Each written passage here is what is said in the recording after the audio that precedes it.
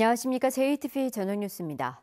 코로나19 검사 의뢰 건수가 크게 줄고 있습니다. 도내 코로나19 검사 의뢰 건수는 지난 2일 322건에서 도내 7번째 확진자 발생 이후인 3일에 455건으로 급증했다가 4일에는 246건, 어제는 109건으로 급감했습니다.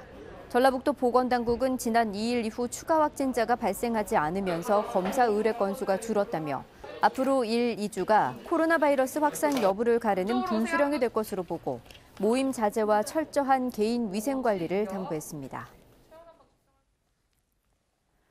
도내 신천지 신도 13,269명 가운데 발열과 기침 증세가 있는 유증상자 472명에 대한 검사가 대부분 마무리됐습니다.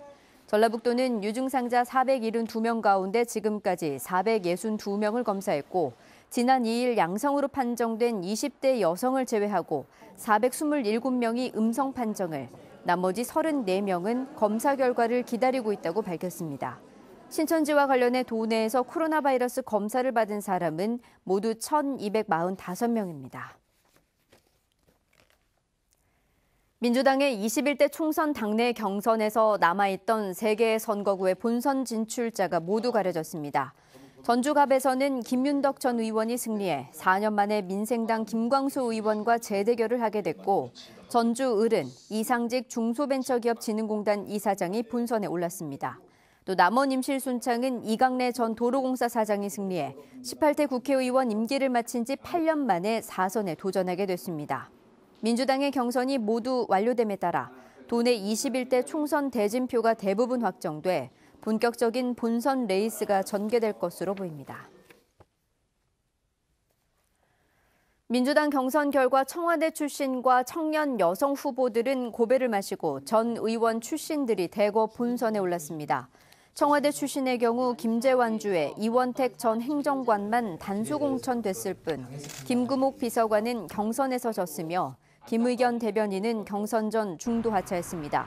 또 유일한 청년 후보였던 이덕춘 변호사와 하나뿐인 여성 후보였던 김구목 비서관 모두 20% 이상의 가점에도 기존 정치인들의 벽을 넘지 못하고 고배를 마셨습니다. 이와 함께 과거 의정활동 이후 낙선했던 김윤덕, 이상직, 김성주, 한병도, 이강래 전 의원이 대거 본선에 진출해 야권의 현역 의원들을 상대로 권토중례를 노립니다. 민주당의 농어민 부문 비례대표로 전북도당 김상민 청년위 부위원장이 출마해 최종 후보에 포함될 수 있을지 주목됩니다. 민주당 비례대표 추천위원회는 1차로 김 후보 등 40명을 일반 비례 후보로 압축했으며 오는 10일과 11일 이틀 동안 국민경선 참여단 등의 투표로 20명을 최종 선정할 예정입니다.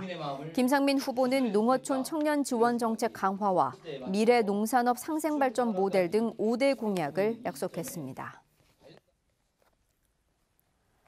익산시가 코로나 확산으로 학교 개학이 연기됨에 따라 학생들이 많이 이용하는 일부 시내버스 노선의 배차 간격을 조정했습니다. 익산시는 학교 개학 연기로 학생 승객의 감소가 예상됨에 따라 오는 9일부터 21일까지 7개 노선 9대의 순환버스의 운행을 중단하고 배차 간격을 늘리기로 결정했다고 밝혔습니다.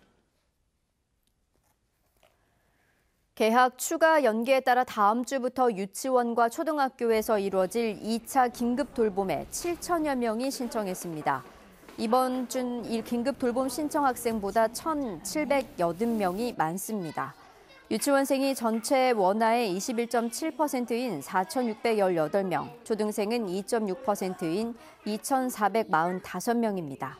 전북교육청은 학교 여건에 따라 도시락 구입이나 외부 식당 이용 등의 방법으로 점심도 제공하기로 했습니다. 운영 시간은 유치원은 저녁 7시, 초등학교는 오후 5시까지입니다.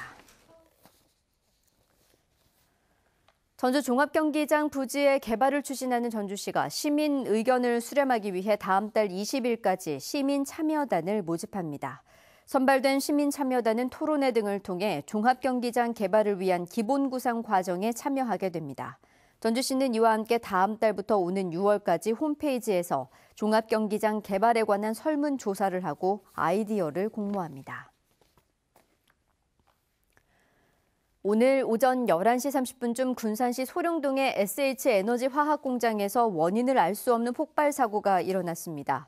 이 사고로 현장에 있던 51살 A씨가 전신 2도 화상을 입고 나머지 2명이 얼굴에 화상을 입는 등 3명이 크고 작은 부상을 입어 인근 병원으로 옮겨졌습니다. 경찰과 소방당국은 배관 보수 작업을 하는 과정에서 폭발이 일어난 것으로 보고 정확한 사고 경위를 조사하고 있습니다. 주말인 내일은 대체로 흐린 가운데 오후부터 밤까지 남부 지역을 중심으로 약한 비가 내리겠습니다. 비의 양은 5mm 안팎으로 많지 않겠습니다. 아침 최저 기온은 영하 1도에서 영상 1도를 보이겠습니다. 낮 최고 기온은 12도에서 14도로 10도 이상 크게 올라 매우 포근하겠습니다. 미세먼지 농도는 보통 수준을 보이겠습니다. 일요일은 맑겠지만 다음 주 월요일과 화요일에도 한 차례 비 소식이 있습니다. JTBC 8시 뉴스 예고입니다. 민주당이 총선 후보 10명을 확정했습니다. 후보 가운데 절반인 5명이 전직 의원이고 청와대 출신과 여성 청년 후보는 대부분 탈락했습니다. 전라북도 태양광 산업의 붕괴 위기와 그에 따른 문제점을 연속 보도합니다. 전북의 7번째 확진자인 20대 신천지 신도의 양성 판정을 놓고 논란이 일자 전라북도가 질병관리본부에 검체를 요청했습니다. 오늘 오전 군산의 한 화학 공장에서 폭발 사고가 나 3명이 다쳤습니다. 자세한 소식은 JTBC 8시 뉴스에서 전해드리겠습니다.